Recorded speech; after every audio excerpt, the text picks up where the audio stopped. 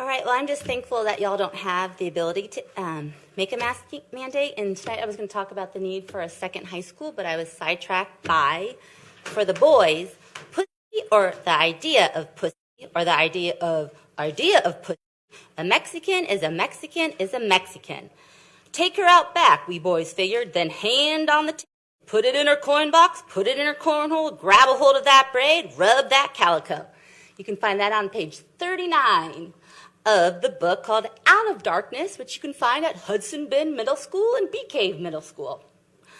All right, not gonna lie, I had to Google cornhole because I have the game in the back of my yard, but according to Wikipedia, cornhole is a sexualist slang vulgarism for anus. The term came into the use in the 1910s in the United States as verb form to cornhole, which came into usage in the 1930s, means to have anal sex.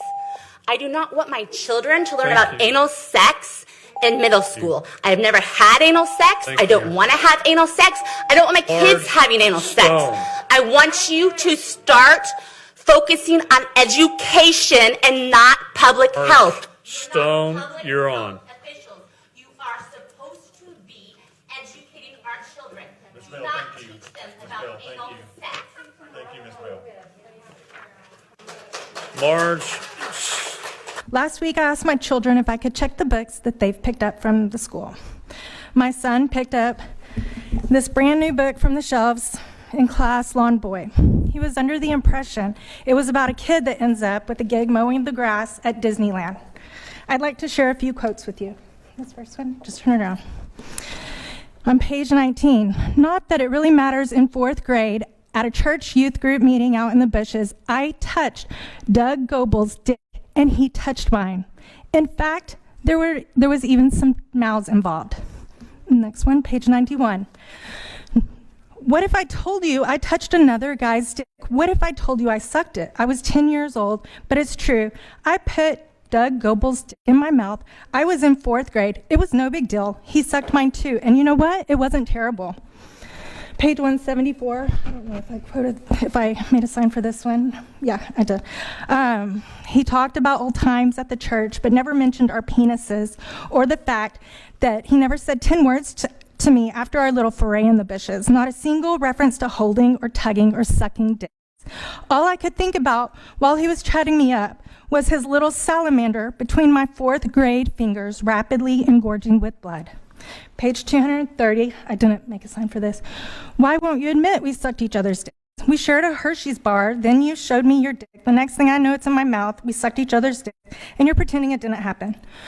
What sort of diversity are you intending to teach my child with material like this? In addition, I'll share with you the exceptional quality of vocabulary. I stopped counting on page 66 after 44 and 41 shifts. The depravity of the content on the shelves in our schools cannot be mitigated with policy EF.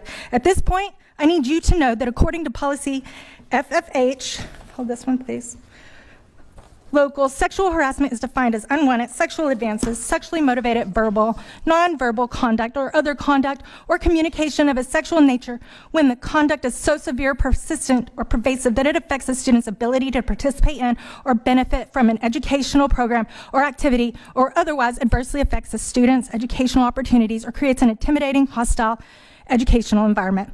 What sort of educational environment do you think the plethora of sexually graphic books selections create for my children, or for any child for that matter?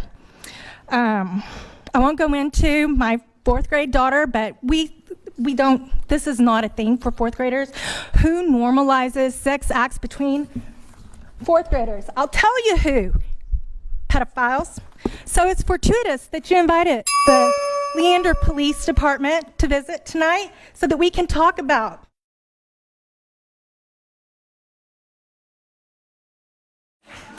All right, we have speaker number 23. Mr. Zero, write a sex scene you wouldn't show your mom.